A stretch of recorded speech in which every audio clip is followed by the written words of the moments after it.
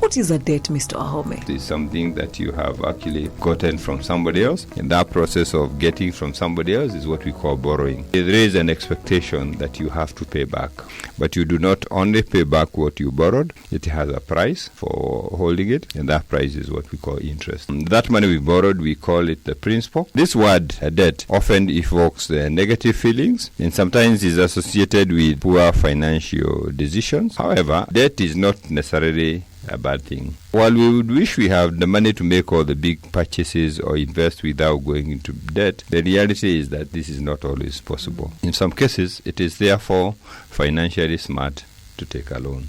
And the truth is that almost everyone will have a loan at one point or the other in their life. How do you tell if the loan is the best move to make? How do you tell if the cost of interest is worth the benefit? And we have something we call a rule of the thumb. This is where we define the good debts and the bad debts. It is going to be a good debt if it accrues financial benefits that will make it better for you in the future. Say, for example, you have bought an asset that's going to appreciate in value. You have created potential for you to earn more money in the future. But it is a bad debt if wherever you have put that money, it is not creating any potential for the future and it is not growing. Like when you buy a depreciating asset, it reduces in value. If you get into consumption, it doesn't help. Good debts will give you money, bad debts will take away money from you.